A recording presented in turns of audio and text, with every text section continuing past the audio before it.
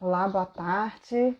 Mais um dia de live hoje sobre esse projeto maravilhoso que estamos criando a respeito da direitos humanos para todos. É uma forma de trazer e aproximar a sociedade do significado dos direitos humanos, sem aquela expressão pejorativa de que direitos humanos é só para uma determinada classe da nossa sociedade. Nós trazemos os direitos humanos como uma defesa da dignidade da pessoa humana para todos. E estamos aqui para apresentar isso para vocês. Gente, muito obrigado pela presença de vocês. O nosso convidado já está aqui conosco. Tamires, Leila, Marcelo. Olá, doutor Fabiano. Vamos aqui com o nosso convidado para a gente dar início ao a nossa live do nosso especial Direitos Humanos. Boa tarde, doutor. Tudo bem? Olá, tudo bem? Como Tudo vai? bem. Vou bem, graças a Deus. E Tô o senhor, tudo bem, bem? tudo jóia, tudo ótimo. Mais uma live. Estamos Estamos aqui aí. para poder contribuir, para poder somar um pouquinho aí com a nossa Vamos sociedade. sim. Isso aí, doutor. Essa é a intenção, né? Nós, enquanto sociedade, contribuindo um pouquinho, né? Isso Por aí, um espaço melhor aí para todos. é isso Né? aí. E a gente criou esse projeto com a intenção da gente fazer um pouco de abordagem, do ponto inicial da nossa abordagem, ser algum caso polêmico que esteja acontecendo na nossa sociedade, para a gente poder conversar um pouco a respeito de como a gente pode, à luz dos direitos humanos, entender essa situação. Né? E a gente traz aqui hoje, né, o caso do menino Henrique, que aconteceu aqui no Rio de Janeiro, o doutor Fabiano Rabaneda, que as pessoas já acredito que já conheçam aqui da nossa página, porque ele já esteve conosco aqui em janeiro, na live de alienação parental. E ele, como advogado familiarista, tem muito contato e alguns processos, né, que já me relatou de alguns processos de violência contra a criança. E nós vamos trazer justamente essa ótica da proteção integral da criança à luz dos direitos humanos. Por quê? Porque a criança também é um sujeito de direito, apesar de que a tutela dos direitos humanos não é uma tutela individual, particular, né? A gente tem que fazer uma abrangência mais coletiva, mas o nosso artigo 15 do Estatuto da Criança e Adolescente, principalmente, ele já traz para a gente uma conceituação de que a criança e o adolescente têm direito à liberdade, ao respeito e à dignidade como pessoas humanas, em processo de desenvolvimento e como sujeitos de direitos civis, humanos e sociais garantidos na Constituição e nas nossas legislações. Né? Então, a gente vai partir desse ponto, doutor. Por quê? Por que a gente trouxe aqui o caso do menino Henrique? Porque esse é mais um dos casos de violência infantil que a gente vê aqui na nossa sociedade. Tivemos casos que trouxeram comoção e apelo social, né, popular, que estão na mídia, aí a mídia ficou acompanhando durante muito tempo. Mas quantos outros nós não tomamos conhecimento? Né? A mídia não apresentou, ou se quando apresentou é uma nota. Né? A gente tem aqui, por exemplo, em Belford Roxo, o caso de 3 crianças negras, pobres, que estão desaparecidas há 150 dias, mais ou menos, e que ninguém sabe o paradeiro, e o processo de investigação foi eivado de falhas, de vícios. Então, a gente vê que a tutela do Estado traz para a gente uma deficiência nessa proteção da criança e dos direitos humanos, que nós vemos que a criança é portadora, né, e ela deve ser tratada como sujeito dos direitos humanos. Né? Então, doutor, vamos iniciar aqui para a gente falar um pouco dessa proteção, para a gente depois tentar ver o que a gente consegue tirar desses casos, uma forma, né, da gente identificar alguma eventual falha, alguma coisa que a gente possa estar discutindo a esse respeito. Boa tarde, mais uma vez. Seja Boa bem-vindo. tarde. É uma honra estar aqui. Agradeço ao presidente da subseção, agradeço a você pelo convite, de ter uma oportunidade realmente de nós termos uma ponte entre a OAB e a escola, ter a oportunidade de estar falando aí para os jovens que, de certa forma, irão nos representar no futuro. Olha, nós colocamos a responsabilidade do futuro todas as costas dos jovens, né? Verdade. Mas é o que a gente sempre espera, é que esses jovens cresçam com conhecimento. Então, a oportunidade de falar sobre um assunto realmente muito, muito interessante e não menos polêmico. Para poder contextualizar, eu preciso, inevitavelmente, adentrar um pouquinho sobre a matéria dos direitos humanos, já que nós vamos falar de direitos humanos. Existe Sim, uma deturpação indevida por parte da sociedade acerca dos direitos humanos. Realmente, pela falta de conhecimento do que é o direito humano. Os direitos humanos, gente, eles são direitos criados para tutelar a relação entre homem e Estado. Nós temos que voltar no tempo e nós temos que perceber que nós entregamos para o Estado um bem extremamente precioso para nós, que é a liberdade. Quantas guerras, quanto amálgama social nós tivemos relacionado às liberdades. Então nós temos os direitos humanos para poder segurar esse monstro chamado Estado.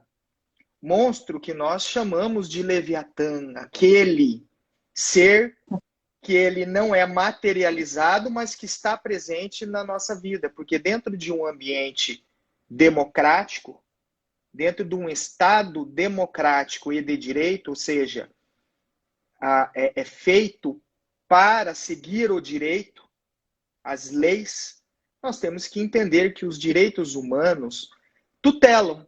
Então, a relação entre o Estado e o preso.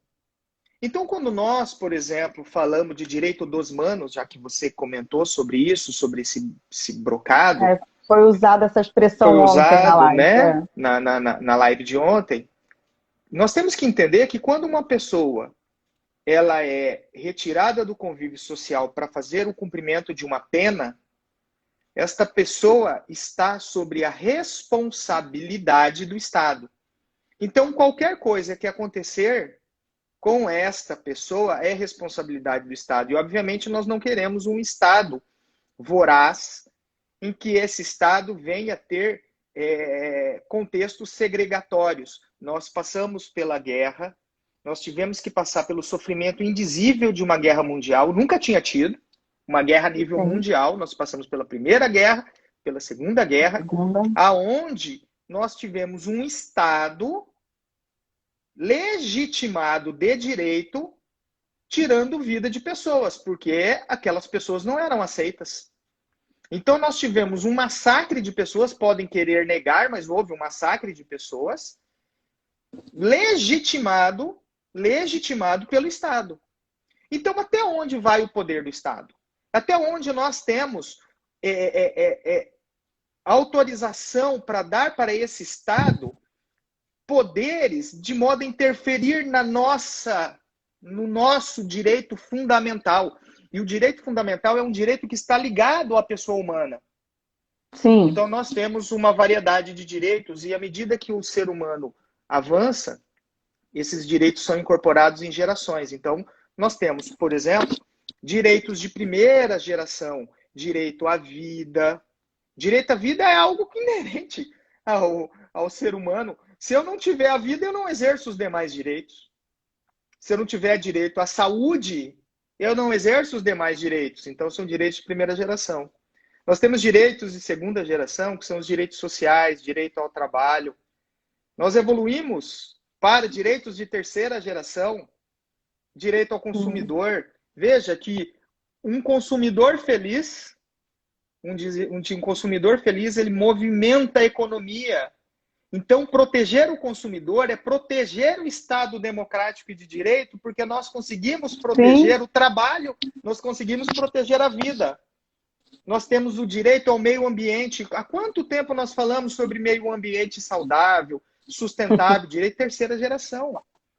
Nós temos direito de quarta geração, que são o direito, por exemplo, que nós podemos dizer à felicidade, direito à informação. Hoje nós sabemos que quem não tem computador, ele já é excluído socialmente. Excluído. Os cadastros sociais do governo, eles são feitos, na sua grande maioria, agora tudo pela internet. Então, quem não tem acesso à internet é uma pessoa excluída, não pode nem tomar vacina, porque o agendamento da vacina é pela internet. É, E nós estamos verdade. tratando, Do próprio auxílio emergencial, né? sim, do próprio auxílio emergencial. Então, quando nós falamos de direitos humanos, nós temos, por exemplo, a liberdade de imprensa, que é um direito de primeira geração. A liberdade da imprensa é um direito de primeira geração que nós até hoje não implementamos. O direito à vida nós não temos, o direito à saúde. Hoje se discute em liminares do STJ Ainda o assim, direito à saúde por causa da pandemia. pandemia. Então, como que eu posso falar, por exemplo, de um direito de quinta geração, direito à felicidade, trazido, por exemplo, pelo ministro Barroso, numa excelente fala que ele traz no momento de posse do STF, ele traz o direito à felicidade, que o direito à felicidade é um complemento de todos os direitos. O direito à felicidade, ele significa que as políticas públicas estão sendo aplicadas. Como que eu falo deste direito quando eu não tenho sequer direitos de primeira geração? E aí eu Seria preciso... uma coisa plena, né? Seria De uma coisa... tudo estarem em sincronia e andando, né, da forma Isto. correta, né? Isso. Claro que nós entendemos que não existe o perfeito, porque o perfeito é o imperfeito. Nós, seres Sim, humanos, temos a necessidade, isso é nosso, esse é da raça humana, nós temos a necessidade de mudanças. Nós, embora acreditemos que somos mais resistentes às mudanças, mas nós buscamos. Hoje você pinta a sua casa de amarelo, amanhã você está pintando ela de azul, porque aquele amarelo já não te interessa mais. Isso é do ser sim. humano. E dentro desta necessidade de mudança, nós tivemos um ponto muito importante, lá em 1988. Eu poderia trazer um pouquinho antes, porque 88 foi a promulgação da Constituição. Um pouquinho antes, em 1987, já havíamos discutido, já havia um calor muito grande para a redação do artigo 227, que trata da doutrina da proteção integral das crianças e dos adolescentes. Então, deixa eu só interromper o senhor um pouquinho aqui, antes da gente entrar especificamente no nosso tema, porque o senhor mencionou sobre a questão dos direitos humanos para as pessoas que estão em restrição de liberdade, né? E a criação desse projeto, até por mim, foi voltada para isso por conta daquela polêmica fala da Xuxa no mês retrasado, quando ela falou da utilização dos presos como cobaias para os testes de vacina, né? Que aí a gente se remete ao que era realizado em 1943 lá nos Estados Unidos, quando houve a questão de vacinar negros, né? Porque eles eram considerados, né, como pessoas que não tinham direitos civis garantidos na sociedade. Então, a gente trouxe justamente para poder mostrar a importância de desconstruir essa ideia. Você vê, né, que uma pessoa pública veio na mídia fazer uma demonstração de total falta de conhecimento dos direitos humanos. Né? E ela que é embaixadora de Unicef, de paz, de um monte de coisa, ela trouxe essa fala infeliz. Ela pode ter se enganado, de repente, na sua fala, em alguma coisa, mas a gente pegou essa ideia, porque ela tem influência na infância, ela tem influência na adolescência, ela é uma pessoa pública para esse público infantil e juvenil. Né? Então, isso foi importante. Eu até entendo e respeito que as pessoas estejam indignadas diante da falta da segurança pública. Eu entendo e respeito bastante, porque todos nós sofremos as mazelas. No nosso país, por mais lindo que ele seja, infelizmente nós não tivemos ainda uma conscientização política. Infelizmente nós não tivemos uma conscientização no sentido de que nós precisamos escolher bem os nossos representantes, porque eles interferem diretamente na nossa vida, porque eles fazem parte das engrenagens desse Estado, desse monstro que nós tanto dependemos. No momento da pandemia, o auxílio emergencial ele foi preponderante para que houvesse a manutenção da economia. Então, o Estado mínimo que muitas pessoas falam sobre nós queremos um Estado mínimo, nós precisamos de um Estado que faça apenas o seu papel regulador, passou a ter um Estado máximo, porque a gente precisou do dinheiro do Estado, e o dinheiro do Estado é o dinheiro de todos, é a contribuição dos impostos de todas as pessoas. Então, quando nós trazemos generalizações sem fazer um estudo antes, isso acaba sendo prejudicial. Quando nós estamos tratando, por exemplo, da lei de execução penal, nós temos que entender, como a Michelle Borralho está falando aqui, que coisifica o ser humano e divide a humanidade entre bons e descartáveis. Perfeita fala, doutora. Né? Todos nós, seres humanos, temos qualidades e temos defeitos. Existe o contexto da ressocialização. Mas não ressocializa preso, mas nós temos que brigar pela ressocialização. Eu não consigo, doutora, eu não consigo me imaginar, com todo respeito, eu não consigo entender como que alguém na Avenida Paulista pega uma lâmpada fluorescente e desfere a lâmpada fluorescente no rosto de outra pessoa apenas porque aquela pessoa é diferente ou tem uma preferência sexual diferente. Significa, ou que taca então fogo no corpo de porque é um mendigo na rua em Brasília anos atrás. Né? E nós estamos falando muito claramente do mendigo que está ali por falta de uma política pública. Eu sei que esse não é o nosso tema da live, mas por falta de uma política pública, nós temos um assassino. Que ele se acha no direito, de tacar fogo. E aí eu quero trazer isso para o nosso contexto agora. Agora eu quero trazer isso para o nosso contexto. Vamos lá. Para o contexto do artigo 227. Nós tivemos um movimento chamado Movimento dos Meninos e Meninas de Rua, que reuniu lá, no momento da criação da Constituição, 1 milhão de assinaturas, aonde nós não tínhamos internet. Hoje é fácil você conseguir 1 milhão de curtidas. Nós temos aí o Big Brother, com quantas votações? Nossa, até brinco. Se nós pudéssemos escolher os nossos governantes com a mesma qualidade que a gente vota no Big Brother, com certeza, porque a gente sabe votar muito bem. No Big Brother, a população sabe votar, porque aquele que você quer que saia, ele sai. Os cancelamentos, né?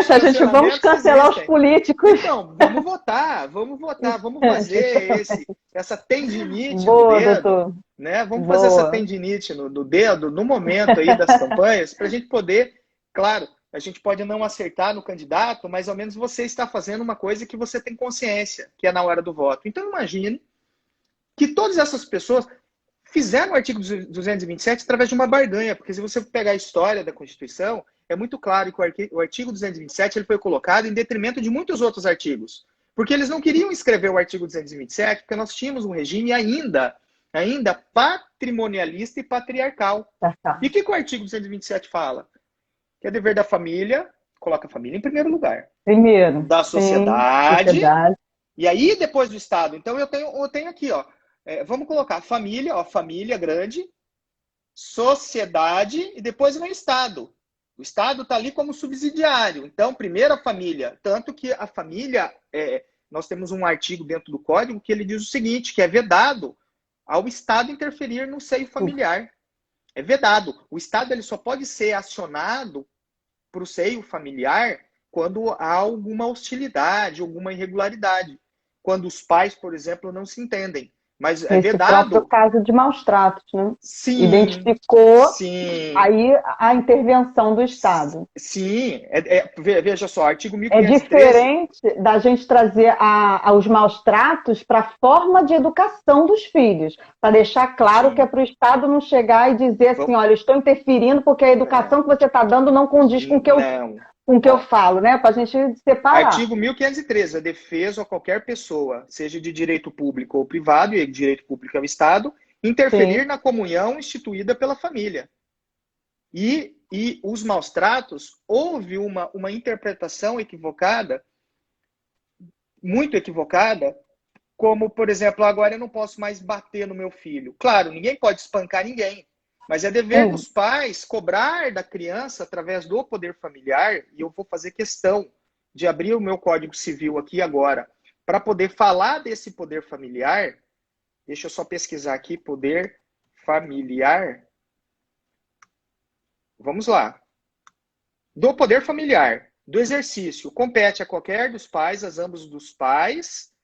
Vamos lá. Exigir que os filhos prestem obediência, respeito e os serviços próprios de sua idade e condição. Então, a criança pode e deve aprender a arrumar a cama.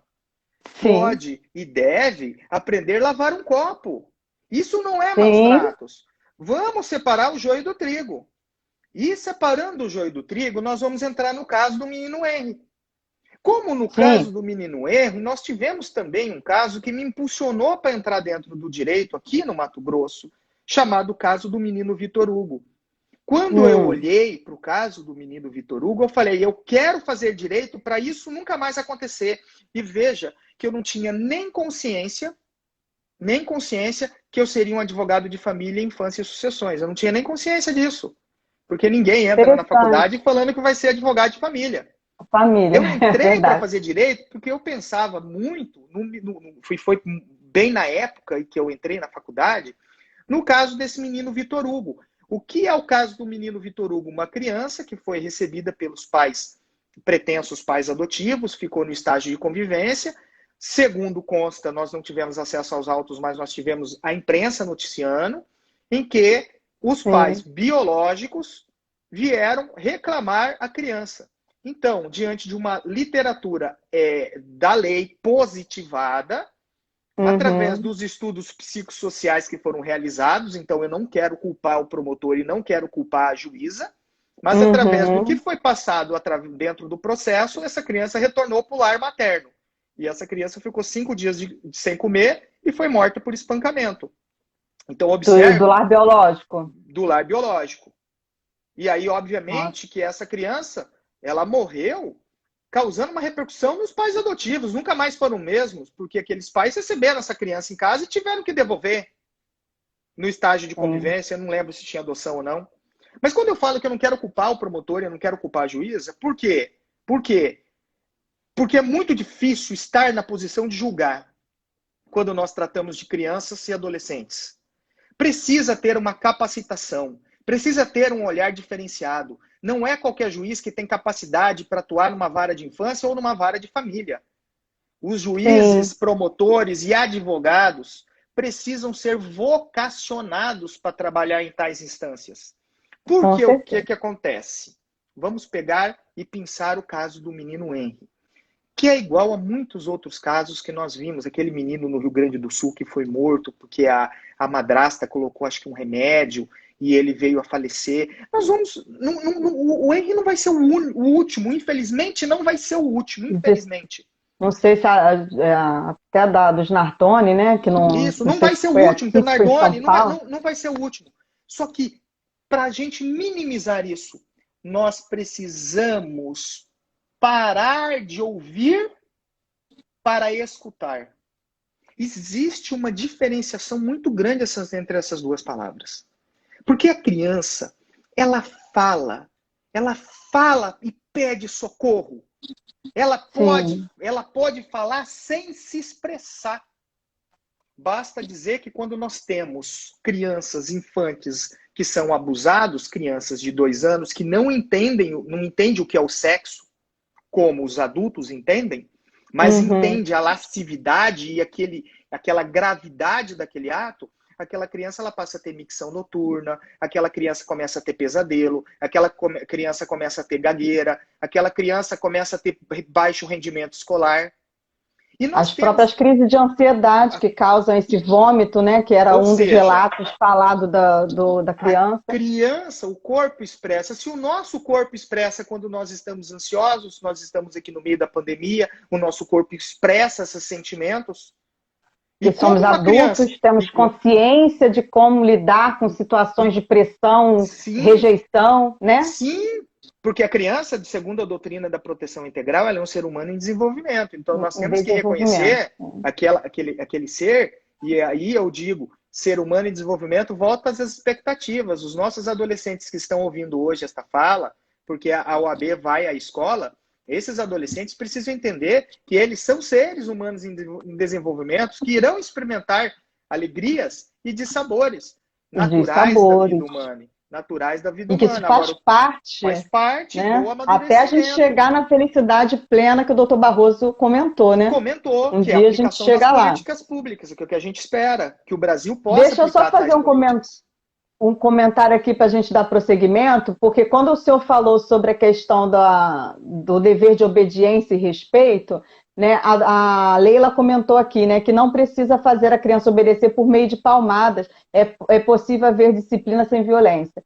Não era a ideia, né, de falar, não Não, era justamente isso, é justamente de comparar, isso, obrigar a criança ao respeito e isso. a obediência com maus tratos, né? Não é maus Correto. tratos, a Não é ideia maus era tratos. diferenciar, né? Ah, Porque diferenciar. tem crianças que se sentem envolvidas e quando vai contar para outro adulto, conta que está sendo maltratado dentro de casa.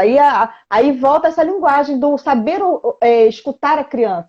Ela é ouvida, mas Isso, não escutada da forma correta. E a criança isso. leva essa informação de outra forma e Eu, acaba se disseminando a história dos maus tratos que não se trata. Se trata correto, de exercício do poder familiar. correto. Veja só, eu não estou legitimizando, nesse momento da minha fala, para deixar muito claro que a criança tem que levar palmada. Sim, é para deixar isso claro. Eu estou legitimando que, por exemplo, a criança não trata o tempo como nós adultos. Quando uma criança comete uma falta, ela precisa ser repreendida pelo pai, porque a repreensão dos seus pais, pai e mãe, significa que você está impondo limites para a criança. Como a criança Uhum. não consegue entender o tempo como nós entendemos, o simples ato, por exemplo, de você colocá-la de castigo, sem a televisão, vai ficar na cadeirinha do pensamento, para É ela, uma eternidade.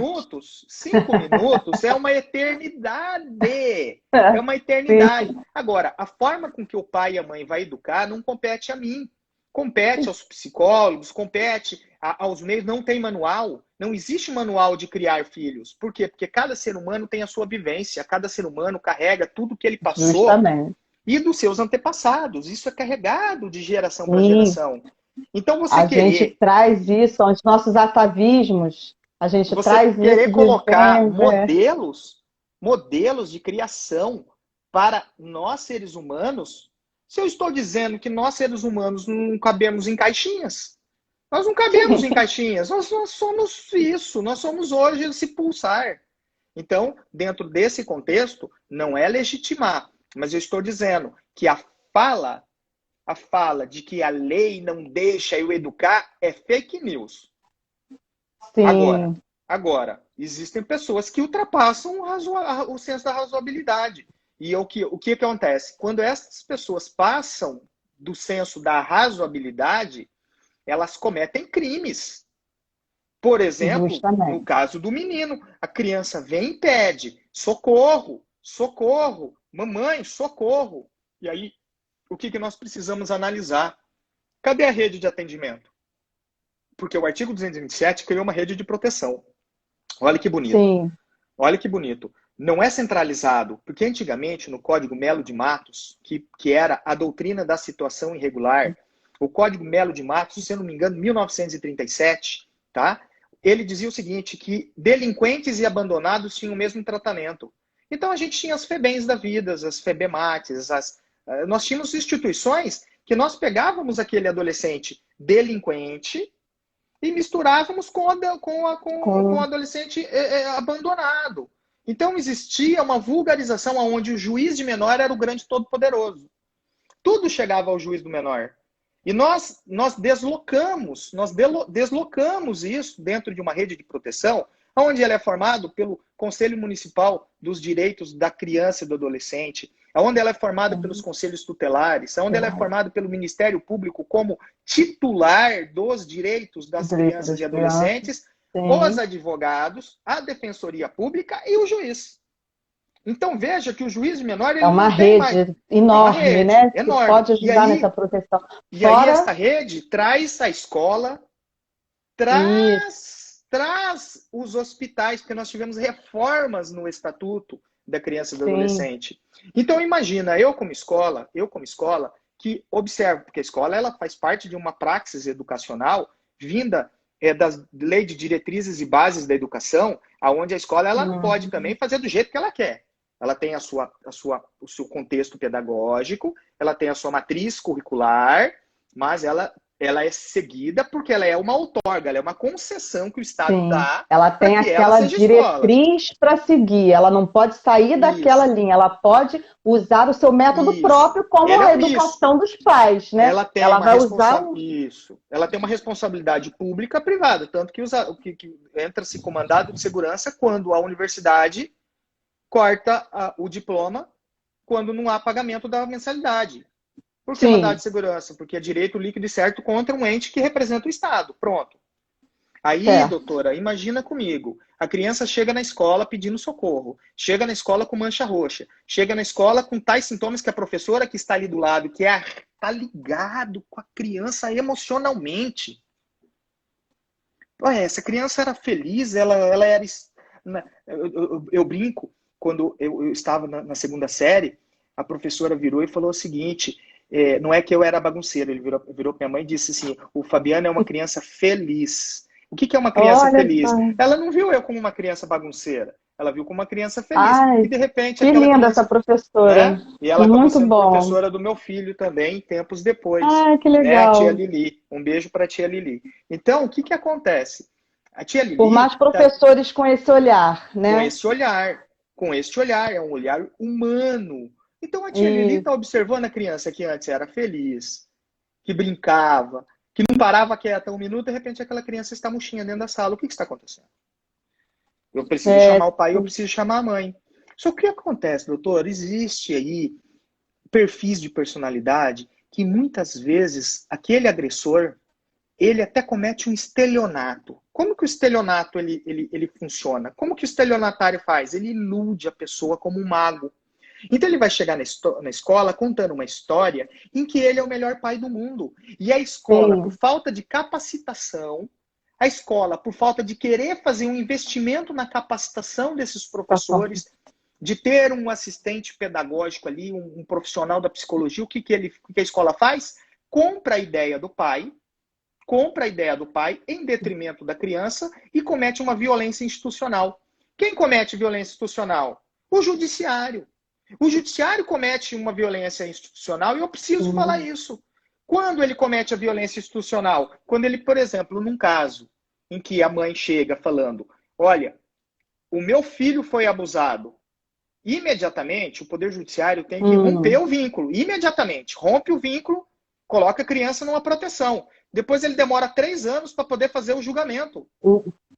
E aí E descobre para que a criança não foi perceber, abusada e foi uma alienação parental. é, rompe Olha, olha, o elo e o afeto da criança com o outro genitor, né? nós E a temos gente tem que aqui deixar aqui claro até assim, o senhor citou pai, mas pode ser qualquer um, né? qualquer O um, pai, a mãe, pai, mãe, alguém que a tenha o acesso. A gente já gran... viu casos de abusos com babás é espancando, né? maior Mães que dentro de colocam, casa, porque tem que ter acesso à criança e colocam confiança. câmeras, sim, O acesso e confiança. Então, o que acontece? O pai está ali, está levando a criança numa festa onde tem bebida. Não é que a criança vai beber, mas o pai bebe, ele perde ali um pouco da noção do cuidado e as crianças estão soltas. É onde acontece. A amiguinha que tem 15, 14, 15 anos contra a amiguinha de 9, de 8. é, Acontece. Pela falta de cuidado e infelizmente. responsabilidade de quem? A responsabilidade É do são dos adulto. pais. Ué, o poder Bom, familiar e a responsabilidade do adulto que está cuidando da criança naquele momento. E aí a sim. violência institucional, quando o Poder Judiciário afasta essa criança. Por que não faz uma audiência de justificação? Doutora, nós entramos com ação de reintegração de posse, a gente sabe que não se dá a reintegração de posse sem audiência de justificação, e normalmente é Uhum. rapidinho. Então quer dizer então que quando envolve dinheiro, quando envolve posse, é Patrimônio. rápido a audiência. Agora, quando envolve a criança vai demorar quanto tempo para fazer? Isso é não aplicar os direitos humanos para as crianças. O dano, inclusive, é muito maior do que se deixar fazer a integração de posse Muito, material, né? muito, Olha a porque a criança, diferença, discrepância do interesse judicial na coisa julgada, né? o elo, a criança forma os seus laços primários até os 3 anos. Então imagine, se eu tenho um bebê que fique 3 anos sem o pai, aquele pai já não faz mais parte dos elos primários. E aí o que nós Sim. vamos ter? Seres humanos em desenvolvimento. Sabe o que a gente vai ter? Nós vamos ter adultos disformes. Nós vamos ter adultos que não convivem em sociedade, alcoólatras, toxicomanos. E aí eu volto lá naquela situação dos presos. Sim. Ah, ele está preso porque ele é bandido, tá? Mas como foi a vida que ele teve? Qual foi a interferência do Estado naquele momento que ele foi abusado pelo tio? Porque nós sabemos que tudo isso vai gerar o caráter da pessoa. Eu não estou querendo justificar. Eu estou querendo dizer que o sistema de proteção tem que ser feito na infância, através de uma boa educação, através de um sistema de resguardar os direitos e garantias dessas crianças e adolescentes. Sim. E aí, o que, que acontece? Como que eu não posso culpar o juiz do caso do Vitor Hugo? Porque eu não sei como isso chegou para o juiz. Porque muitas vezes a parte, o que, que acontece? Ela recebe o caso de abuso. Vou dar um exemplo. Uma avó me procurou dizendo o seguinte: a minha neta foi abusada. Ela chegou aqui falando para mim que ela foi abusada. Primeira coisa, não quero mais que você fale sobre este assunto com ela. Fazer uma avaliação, né? Por favor, não faça isso. Por que não faça isso? Porque você pode induzir... Só pode repetir a frase que deu uma travada na sua fala. Fala, não faça isso, mas o que antes não deu para ouvir. Não faça isso. Não mas estrague, isso não interfira, não faça questionamentos para a criança. Sim, para a criança. Para a criança, sobre o fato. Tá. Porque você pode sugestionar. Então, aquela criança contou para você uma história de que possivelmente você já viu um abuso. Para aquela criança, ela não entende aquilo como um abuso num primeiro momento. Sim. E aí você começa a dizer, mas onde que ela pegou? Ele pegou na sua pepeca? Foi na pepeca que ele pegou, né? A criança... Foi, né? Aí... Foi. Aí ela pega... A Está nem sabe direito o que tu tá falando. Aí ele vai levar para quem? Vai levar para a avó. Aí a avó coloca mais coisa. Aí a avó vai levar para outra pessoa, coloca mais coisa. Ah, vamos levar na psicóloga, mais coisa, mais coisa, mais coisa. Sim. Agora ela vai repetir em juízo. Quando eu vejo, aquela criança pode até ter sido abusada. Só que as pessoas falaram tantas coisas que a linguagem da criança não é compatível com a idade cronológica. Aquela fala da criança não é compatível. E quando passa por uma perícia séria,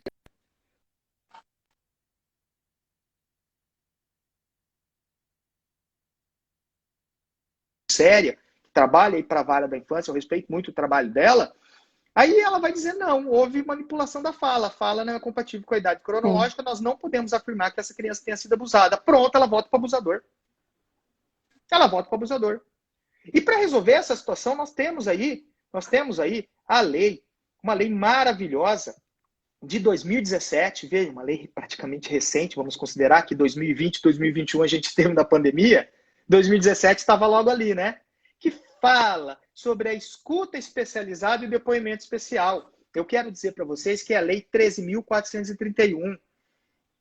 Doutora, você acredita que o Poder Judiciário ainda confunde o que é uma escuta especializada com depoimento especial?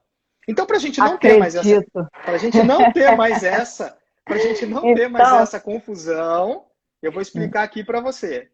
Antes, então, da explicação, deixa eu fazer só mais um acréscimo aqui de mais um desses casos que eu comentei com o senhor e eu acho isso importante porque mistura justamente essa questão das acusações entre pai e mãe e a falta de escuta do Poder Judiciário, que a gente não pode dizer também aonde houve a falha, porque eu não conheço os autos, né? Que é o caso da criança Joana Marcenal aqui do Rio de Janeiro, né?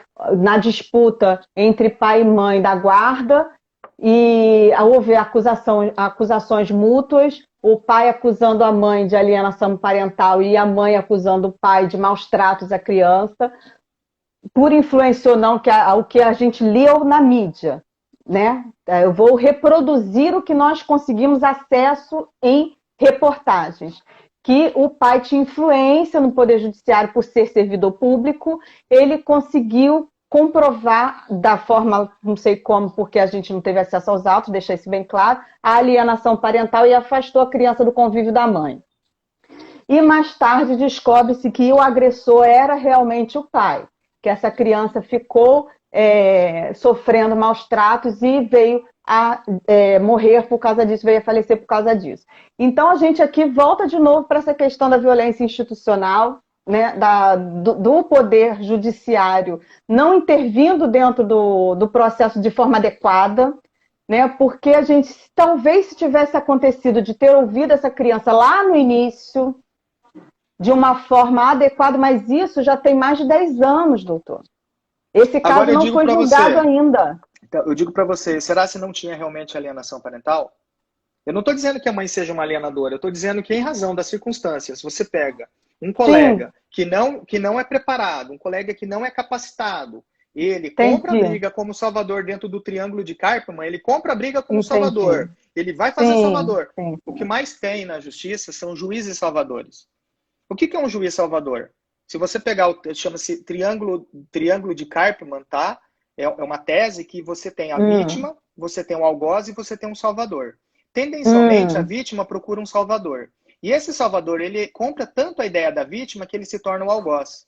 Nós temos vários hum, magistrados que não estão comprometidos ali, não porque ele quer, é porque só tem uma única vara no interior e ele tem que responder por tudo, que ele tem 5.000 por processos tudo. para julgar todo dia, e ele não consegue sequer fazer a sua recapacitação, porque a capacitação ela é diária. E aí o que acontece? Ele fala, eu vou salvar essa criança porque eu sou o juiz. E aí o que ele faz? Ele compra a ideia de uma das partes e despreza totalmente o contexto e o A arcabouço outra. técnico das outras. Então, nós Sim, isso podemos sim ter acontece. uma mãe com alienação parental, mas é óbvio que vai ter alienação parental porque aquela criança foi abusada. E aí você tem um Por causa espírito das protetor. circunstâncias. E no espírito Sim, protetor, o que a mãe vai fazer? Falar mal do abusador. Então, nós, como advogados capacitados, nós temos que minimizar a alienação parental, tentar diminuir ao máximo esse estresse através do encaminhamento à psiquiatra e ao psicólogo, diminuir esse estresse para quê? Para que a gente não estrague o ponto principal do processo. Qual é? O fato que aconteceu com a criança. Então, quando isso chega para o juiz, não é um mero papel. Isso não é que um é mero o documento. sujeito a ser protegido, Sim, né? mas O chega como para o principal juiz? sujeito a ser protegido. E aí isso chega como? Então imagine, um juiz que confunde a escuta especializada com o depoimento especial, ele mela o processo. Sim. Vou citar um exemplo. Com todo respeito ao magistrado que fez a decisão, eu pedi depoimento especial da criança. Havia uma denúncia de abuso, a minha cliente disse que não houve o abuso. A princípio eu disse para ela, nós vamos passar por perícia. Se houve o abuso, eu renuncio à causa. Se houve o abuso, se a Hum, perícia falar que houve abuso, eu renuncio à causa. Mas sim. isso vai ser periciado. Agora, se você quiser, também existe um advogado criminalista, parceiro, indico você para ele. Não, doutor, não houve, eu quero a perícia. Eu vou demonstrar minha verdade. Perfeito. Não sou eu que vou dizer. Quem vai dizer é um profissional. É o- Quem vai Sim, dizer é um profissional que vai dizer se foi abuso ou não. Não é o advogado que diz isso. O advogado vai pegar e ele vai ser parcial. Eu vou comprar a ideia da minha cliente. Ela apresentou a certo. veracidade dela para mim. Perfeito. Pedi depoimento especial. Por quê? Porque eu queria o procedimento, artigo 8º da Lei 13.431. Eu queria o procedimento de oitiva da criança vítima de testemunho perante autoridade policial ou judiciária. Nesse depoimento especial é feita uma sala, que a gente fala de depoimento sem dano. É uma sala com brinquedos, existe um vidro separando, a juíza pode entrar ou não, mas tem uma psicóloga que vai estabelecer um elo de confiança com esta criança e vai trazer o fato e vai deixar a criança falar sem sugestionar. Neste depoimento especial, como é uma perícia, há a participação dos advogados com possibilidade de se efetuar perguntas para o juiz que irá deferir ou não para a perita, para a psicóloga. O Certo. advogado participa da perícia, não de forma direta, mas de forma indireta, observando através do vidro. Isso é depoimento Esse especial. seria o depoimento Depoimento especial. especial, feito em juízo, juiz está ali vendo, que é diferente da escuta especializada. A juíza ela defiro a escuta especializada devendo ser realizada pelo psicossocial. Está errado! A escuta especializada, artigo 7º da Lei 13.431, a escuta especializada é procedimento de entrevista sobre a situação de violência com a criança perante órgão da rede de proteção, conselho tutelar, Hum, limitado ao relato estritamente necessário para o cumprimento da sua finalidade. Aí ela pega a escuta especializada, põe para o psicossocial que coloca relatório de escuta especializada e ao final ela conclui que não há alienação parental e que a criança está feliz com o pai. Como que ela conclui, sendo que é limitado ao relato estritamente necessário. Relato, a escuta especializada é algo que a criança diz o seguinte: aconteceu um possível abuso, a vovó viu, eu vou levar no conselho tutelar, para o conselho tutelar, através dos seus profissionais, ouvir a criança pela primeira vez, só ouvir, sem sugestionar nada. Só ouve o que a criança fala e coloca num relatório, para que a gente não revitimize essa criança ouvindo ela 10, 12, 15, 20, 30, 40 vezes.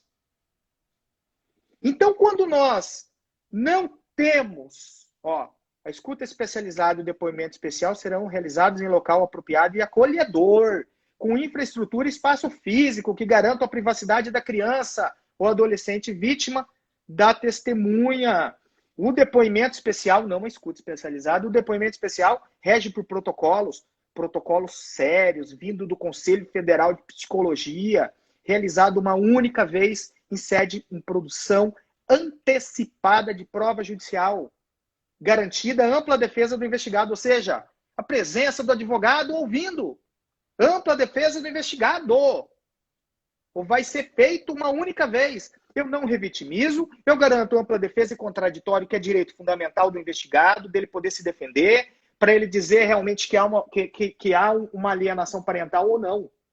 Então, observe que, quando o Estado falha, há de atuação da OAB, porque a OAB ela tem em suas mãos a clava forte da defesa da democracia, o advogado tem isso consigo, o advogado tem esta força. Nós, advogados, nós não atuamos por nós só. Nós atuamos pela sociedade. Nós carregamos o munus privado, tanto igual ao munus público que o juiz e o promotor têm. Então, nós, advogados, nós vamos conseguir, desta forma, trabalhar dentro do direito fundamental, dentro dos direitos humanos dessa criança e adolescente, exigindo do Estado que o Estado aplique. E aí nós podemos entrar com mandado de injunção, mandado de segurança, habeas data, que são os remédios constitucionais que nós temos mão, para poder fazer que o Estado trabalhe.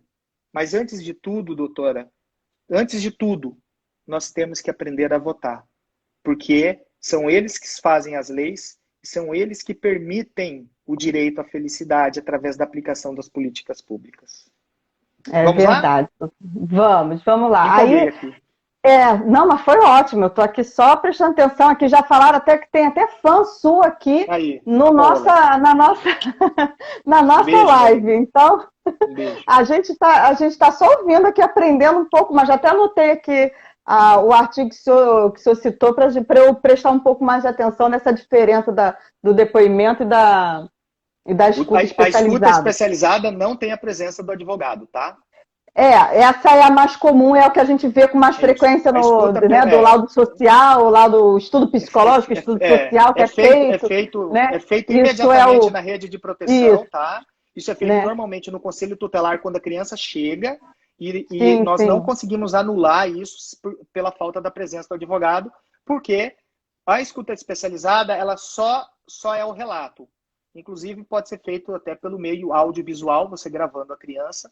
Nós evitaríamos, porque eu acho que é interessante nós utilizarmos essa tecnologia de agora, a tecnologia da pandemia, né? Isso é antigo, mas agora que a gente aprendeu a usar. Por quê? Porque eu tenho feições. Quando você escuta a criança, não é só o relato escrito. Quem fala muito disso é a professora Glícia Brasil. A professora Glícia, ela diz muito claramente para nós que você tem que observar, você tem que ouvir e escutar. E se escuta, muitas vezes, é com os olhos. Você olhando a feição da criança, se ela está feliz, se ela está triste, porque nós temos essa forma de se comunicar. É verdade. E até porque o senhor comentou sobre que a não necessidade de se levar a criança para prestar vários depoimentos várias vezes e revitimizar, até porque a criança, justamente por ser um ser em desenvolvimento e ela ser altamente sugestionada, né, ela pode modificar tudo que ela for falar. Ela vai contar de uma forma, depois ela vai contar de outra, depois ela já vai dizer que não foi assim que aconteceu, que não aconteceu nada, depois ela diz que aconteceu de novo, e a gente vai ficar sem saber realmente Olha só, o que realmente aconteceu, né? eu quero trazer para você algo que eu aprendi e que você vai aprender. Você vai fazer o curso, né? Vou. Da alienação. Você vai aprender. Então, eu vou fazer um spoiler Um aqui, tá? spoiler. Vou Tá fazer um bom, spoiler pode aqui. fazer. Falsas memórias, Elizabeth Lotus é a maior pesquisadora do tema, tá? Procura por Sim. Elizabeth Loftus, que fala sobre os 7 pecados da memória: transitoriedade, distração, bloqueio, atribuição equivocada, sugestionabilidade, distorção e persistência. A Elizabeth, ela acreditava que ela tinha visto a mãe dela morta na piscina. Ela criou uma falsa memória de que isto fosse verdade. Quando nós pegamos uma criança e ouvimos ela várias vezes dentro de um procedimento de revitimização, a criança pode acrescentar contextos na sua fala que são contextos da própria proteção humana. Então, ela, para se proteger daquela agressão, ela vai criar outros contextos que, no final das contas, nós vamos ter que condenar a mãe por alienação parental. Por quê? Porque vai restar comprovado que, aparentemente, não houve o abuso pelo excesso de linguagem, e a mãe, que queria proteger a criança com toda a sua honra, com todo o seu amor e carinho, ela praticou a alienação parental porque ela desqualificou o pai de uma forma tão veemente, tomou isso como verdade, e aí ela vai ter que ser condenada por alienação parental e a criança vai inverter a guarda para o agressor. E aí, minha amiga, um avião cai, eu disse isso hoje para você, nós conversamos um pouquinho antes da live, um avião cai não porque ele cai porque são diversas falhas, diversos fatores de falha. Então, quando eu quero trazer aqui um artigo muito interessante, deixar o médico, professor, o responsável do estabelecimento de atenção à saúde, de ensino fundamental, pré-escola ou creche, de comunicar à autoridade os casos que tenha conhecimento envolvendo suspeita ou confirmação de maus tratos, isso tem que ser aplicado. Você, professor, você responsável, você pediatra, você observou uma suspeita de maus tratos, você não vai acusar. Foi o pai, foi a mãe. Não. Você vai dizer, tecnicamente, recebi a criança no meu consultório tal dia, tal horário, tal, e a criança apresenta suspeitas de maus tratos. Pronto, joga isso na mão do responsável, conselho tutelar. Aí o professor, o médico, compra a ideia do pai, compra a ideia da mãe, diz que a criança, que é o que acontece com grande parte das mulheres que são vítimas de violência doméstica. Sim. Chega no hospital, o que foi? Caí da escada, bati no portão. Eu bati no portão. Por quê? Porque o marido no trajeto disse, se você falar o que aconteceu, eu vou tirar a criança, se você fizer isso, você vai voltar para casa porque você é feia. Ninguém vai querer você tá... A gente sabe como funciona a injúria. Então a criança, no momento que relata, no momento que faz, o que ela quer? Ela quer ver a mãe triste? Não. O que aconteceu com ele? Ele falava, mãe, aí o pai falou, você tá falando para sua mãe. E olha que eu não vi esse caso, tá? Eu não estudei esse caso, porque a gente já tem os nossos, então a gente já estou bem preocupado com os nossos, né? Mas eu vi o seguinte, falava, se você falar para sua mãe, você vai acabar com a sua felicidade da sua mãe. A criança olha para aquilo tudo, é um ser humano em desenvolvimento, e fala assim, pô, eu sou o pivô da infelicidade da minha mãe, então eu vou aguentar aqui firme a agressão. Até que ele mata. E aí a gente volta de novo para os relatos que a mídia traz, né?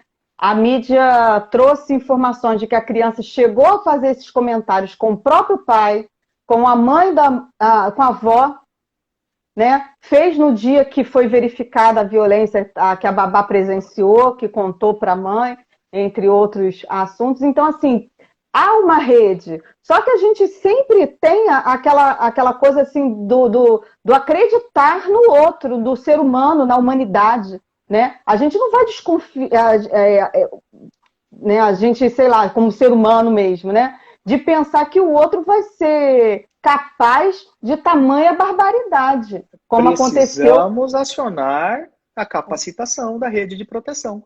Justamente, porque isso não pode ficar só entre a gente. Agora, o que não pode acontecer é o que aconteceu nesse caso foi que a criança foi para o hospital, foi identificado não sei quantos traumas internos e externos na cabeça, que a criança morre de hemorragia e dilaceração do fígado, e o hospital não faz a comunicação, porque tem obrigação legal de fazer, por causa da pressão política que o agressor faz, porque ele é uma pessoa pública, né? E aí o médico tem que ir, né, na surdina, lá falar com o pai. Se eu fosse você, eu ia na delegacia prestar queixa, porque essa criança sofreu maus tratos, assim, assim, assado. Então, isso não pode acontecer. Deveria ter saído direto do hospital. Deveria ter sido chamado a polícia para fazer a investigação. Tanto que a mídia alega que houve até tentativa de se burlar o laudo do IML, da necropsia, para que não fosse descoberto, né? Então, de apressar a elaboração do laudo. Crimes perfeitos não deixam suspeitos. Já dizia o engenheiro da né? Isso. Crimes perfeitos não deixam suspeitos. Todos eles são cúmplices. Todos eles são cúmplices, seja por ação ou seja por omissão. A responsabilidade da morte desta criança recai sobre a responsabilidade de cada profissional que não fez o seu trabalho. Doutora, eu disse ontem numa audiência de conciliação, inclusive foi uma audiência muito produtiva, eu disse o seguinte: doutora, eu, para a juíza, né, não vou citar o nome, até porque corre segredo de justiça, mas falei, doutora, claro. Doutora, eu sou parcial. Eu defendo a visão do meu cliente. A minha colega advogada vai defender a visão do cliente dela. O Ministério Público vai fazer o trabalho dele como custos legis e Vossa Excelência vai julgar. Se algum de nós não fizer o nosso papel, justiça não vai ter. Se eu for imparcial, se eu, advogado, que tenho que ser parcial para defender o meu cliente, for imparcial, claro, nós não vamos ter justiça. Quantas vezes eu tive a oportunidade de fazer audiência sem a presença do promotor? Quantas vezes a doutora já teve a oportunidade de fazer audiência de família em que o promotor estava respondendo por 2 varas sem a presença do promotor? Isso é uma realidade brasileira. É verdade. Quando cobre a cabeça, apresenta o pé. Baixa, é verdade. Cobre o pé, diz que o cobertor é curto. A história do vamos adiantando que o promotor tá vindo aí. Vai vindo aí. Liga pro promotor que ele tem. Que a gente vai adiantando. Vamos conversando aqui, doutora. Aqui. E ali já resolve tudo, o promotor não aparece. É verdade. E aí eu te falo. O senhor falou de uma coisa que a gente não se atenta. Olha o risco. Qual que é o risco de não se fazer justiça? Porque o promotor tem que fazer as perguntas dele. Porque eu não vou fazer pergunta para prejudicar o meu cliente. Eu sempre digo o seguinte: você está defendendo o seu cliente. Se você não tem parcialidade, eu tive uma vez a oportunidade de participar de um júri em que houve um abuso e a criança morreu. Foi um tribunal do júri, foi um tribunal aberto, os crimes de homicídio não correm segredo de justiça. Em que o defensor público disse o seguinte: na hora que você estava matando a criança, o que você teve? Você teve ânsia de vômito? Você teve alguma coisa no seu corpo? Eu falava, essa pergunta era uma pergunta que eu não iria fazer. Eu não sei qual foi a estratégia de defesa que ele fez. Mas é uma pergunta que eu não faria. É uma pergunta que eu jamais usaria. Ah, mas ele quer dizer que a pessoa era inimputável por uma coisa. Eu não sei qual é a estratégia de defesa, mas é uma pergunta que eu não faria.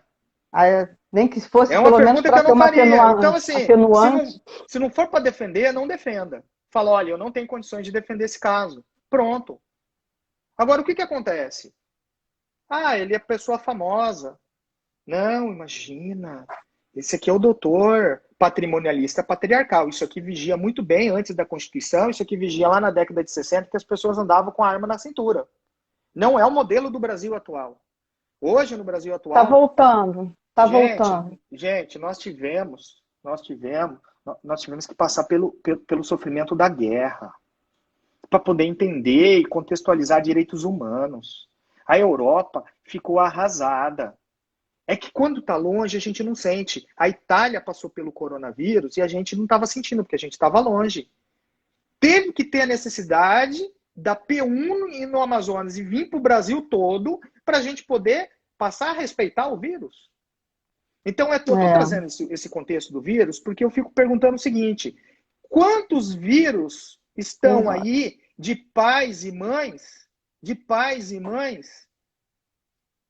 que estão maltratando os seus filhos, avós, e nós não conseguimos aplicar os direitos humanos? Fechamos, né? Fechamos. Eu ia até falar, se o senhor quiser complementar alguma coisa, se permitir, eu abro de novo a live aqui para a gente finalizar. Então, tudo bem. Eu te agradeço mais uma vez pela sua disponibilidade de estar aqui conosco. Muito obrigada por essa aula para a gente aqui, que realmente a Leila trouxe aqui para a gente, né? Mania de adultos desacreditar da fala da criança.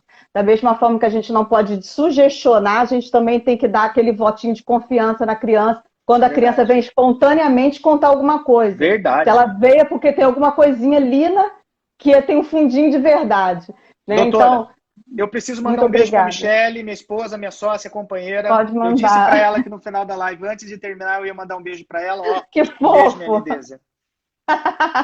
Que fofo! Ó, meu marido também está aqui presente, que é o Marcelo, que está aqui fazendo os comentários junto com a gente. E a nossa vice-presidente, a doutora Fátima, entrou agora, infelizmente. Ela só pôde participar conosco agora, mas está gravado e vai ficar aí para quem puder, e a gente vai continuar esse trabalho de divulgação aqui nas escolas. Muito obrigada, doutor Fabiano, mais uma vez, viu? Michele, obrigado por emprestar ele aí para a gente esse horário, tá?